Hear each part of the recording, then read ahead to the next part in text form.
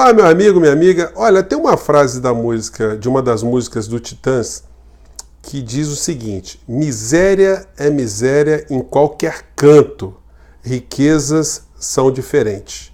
Olha que interessante. A miséria é nivelado sempre por baixo, né? Quem é miserável é miserável. Já as riquezas têm essas nuances, né, do que o capitalismo proporciona. Eu estou falando isso porque a gente tem dois assuntos aqui que se relacionam no nosso vídeo de hoje. Aliás, você que está chegando agora, se inscreva no nosso vídeo porque aqui a gente aborda temas que você não vai ver pelos grandes meios de comunicação, pelo menos com a abordagem que a gente coloca aqui. Então tem dois temas que vão se relacionar.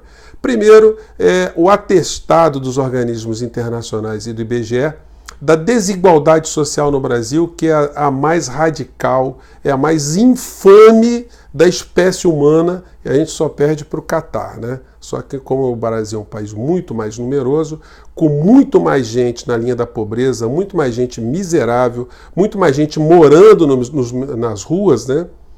Então o número para nós ele é muito mais impactante, é muito mais grotesco nesse quesito. E tem uma questão que os meios de comunicação fazem em países como o nosso, que é dar a impressão que estão informando e o telespectador ele tem a impressão que está sendo informado, quando de fato a técnica utilizada ela finge que mostra uma coisa para esconder uma outra muito maior.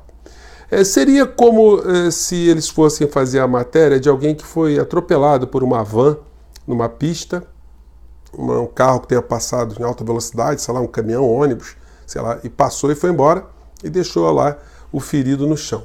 Os meios de comunicação, a televisão chega até o local e começam a fazer uma matéria informando o que aconteceu. Vão mostrar a pessoa toda ferida, o cara está vivo lá. Vão dizer, olha, é um absurdo, ele está perdendo muito sangue, vejam, o fêmur dele está quebrado. A bacia parece que quebrou também. O óculos dele está amassado no chão. O tênis voou, foi parar em cima de uma casa, sei lá. E você em casa está assistindo a matéria achando que foi bem informado.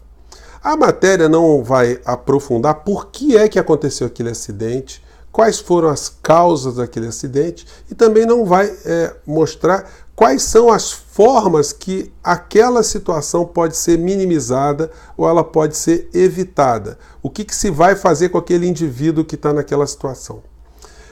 Se você vê as matérias que tratam da realidade brasileira, da conjuntura, da fome, do desemprego, da falta de saneamento básico, dos postos de hospitais com problemas, enfim, todas essas questões elas vão ser retratadas, no entanto, elas não vão ser aprofundadas. É aí que está o pulo do gato. Eles escondem a questão antecedente. Por que a questão antecedente? Você vai chegar à conclusão que para resolver esses problemas vai precisar de dinheiro, de orçamento público, de investimento público para resolver ou enfrentar essas questões.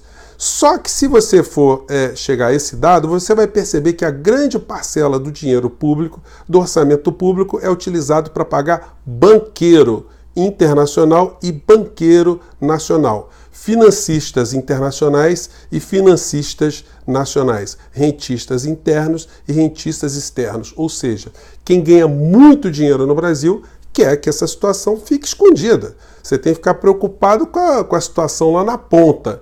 E aí a população tem a impressão que está sendo informada, fica indignada, como se estivesse indignada vendo o cara machucado perdendo sangue, do tipo, ninguém está fazendo nada. Como é que essa situação foi aparecer? Então isso é uma técnica muito esperta, muito salafrária, diga-se de passagem.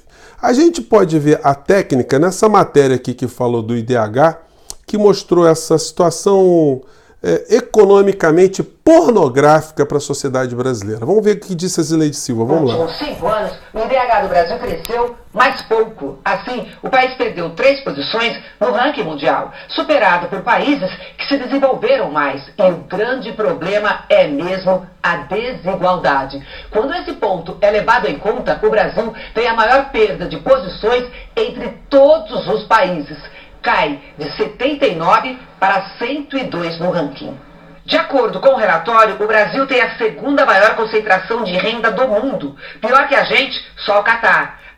Bom, aí é o seguinte, se a Zileide fosse fazer uma matéria assim bem crítica, ela teria que dizer o seguinte: olha, inclusive quem está no topo dessa pirâmide aqui no Brasil são os meus patrões, é a família Marinho, são os outros donos das outras televisões, dos grandes jornais, são os banqueiros da família Safra, a família Itaú, a família Bradesco, a família HSBC, enfim, os grandes rentistas, as pessoas que se locupletam dessa ciranda que acontece no Brasil há tantas décadas. Você sempre verá a mudança do nome das pessoas que estão no topo dessa pirâmide, mas o sobrenome será sempre o mesmo. As mesmas famílias que sempre se locupletaram continuam a se locupletar. A gente tem que fazer uma crítica aqui que é muito oportuna nesse momento ao que aconteceu nos últimos governos aqui no Brasil. A gente, de fato, teve uma diminuição da desigualdade social entre as pessoas que estavam na camada mais pobre para as camadas que estavam imediatamente no nível acima. Houve, de fato, um encurtamento, porque as pessoas que estavam em estado de pobreza absoluta tiveram programas sociais e elas ascenderam. Mas quem estava lá no topo da pirâmide, lá em cima, esses ficaram silentes, ficaram se locupletando, não foram incomodados por governo nenhum. Seja o governo de direita, de centro, de cima, de baixo, continuam os mesmos. E no governo Bolsonaro estão rindo à toa da nossa cara. Continuam cada vez mais com as riquezas concentradas. Alguns que são donos dos meios de comunicação fazem esse deboche, fazem uma matéria para mostrar que você está lascado, que o Brasil está arrasado, que existe uma elite poderosa e que concentra a renda e que o mundo está observando isso através das estatísticas da ONU e nada está sendo proposto para mudar essa coisa. Saindo dessa situação, indo para a posse do presidente da Argentina, a gente percebe bem em que pé nós estamos. Enquanto no Brasil nós temos um testa de ferro do Fundo Monetário Internacional e das agências rentistas internacionais na pasta da economia governando o Brasil, esse sujeito é o Paulo Guedes, lá na Argentina nós temos agora um giro de 180 graus, um cavalinho de pau. Porque Alberto Fernandes toma posse lá, fazendo um discurso visceralmente oposto ao do presidente brasileiro. Enquanto o presidente brasileiro, orientado por pessoas lunáticas, fica falando palavras e situações abstratas, que vai combater comunismo, a corrupção, e que tem a ideologia de gênero, politicamente correto, e até agora não apresentou absolutamente nada de concreto para tirar milhões de brasileiros da condição de miséria, desigualdade, e de pobreza e de desemprego, lá na Argentina nós estamos tendo agora um presidente que aponta como um farol para a América Latina inteira, já que ele mostra que vai adotar uma pauta econômica que é totalmente contrária às pautas indicadas pelo Fundo Monetário Internacional. Alberto Fernandes fez um discurso muito interessante, ele tem situações muito que são simbólicas, né? Por exemplo, ele foi para tomar posse dirigindo o próprio carro. Foi uma coisa muito interessante. Passando com o carro do meio da multidão, né? Eu acho que foi um negócio louco, né? Porque foi uma distância grande da casa dele até a Casa Rosada. Ele se expôs aí a um risco muito grande, né? No entanto, ele está mostrando que ao que ele está vindo. Ele colocou no discurso dele que quem vai ser privilegiado instantaneamente, imediatamente, com muita força, são justamente as pessoas que estão no final da fila. Ele usou essa expressão. As pessoas estão mais precisadas, precisam ser atendidas instantaneamente e paulatinamente até chegar ao topo da pirâmide. Ele falou também que não vai pagar a dívida da Argentina com a fome do povo argentino. Falou que tem que salvar as crianças da Argentina que estão na miséria. Cada 2 crianças argentinas, uma está na miséria. Erradicar o analfabetismo, fortalecer a agricultura familiar, fortalecer a indústria argentina, recuperar os postos de emprego na Argentina, os direitos sociais na Argentina. E ele disse uma coisa muito interessante, que isso que ele estava dizendo na posse não são apenas discursos abstratos e programáticos. Ele disse, se eu me afastar disso que eu estou prometendo para vocês, vocês têm que ir para as ruas em massa para me lembrar que eu estou me afastando dessa promessa que eu estou fazendo para vocês. E com um fato muito simbólico e para a gente muito significativo, na minha opinião, foi o reconhecimento que ele prestou a Cristina Kirchner, né? Eu vou colocar esse pedacinho aqui para vocês, para comentar na sequência. Vamos lá. De nuestras personas viviendo en comunidad. Quiero terminar agradeciendo profundamente la generosidad y destacar la visión estratégica que mi querida amiga y vicepresidenta Cristina Fernández de Kirchner ha expresado en este tiempo de la Argentina.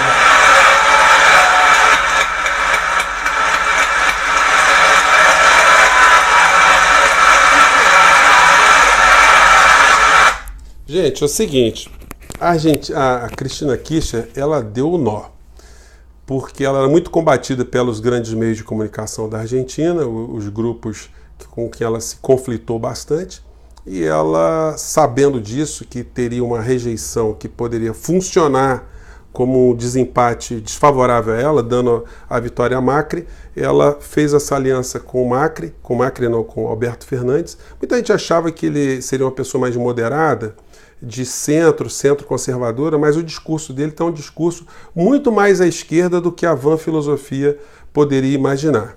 Então nós vamos ter aqui na América Latina movimentos muito importantes.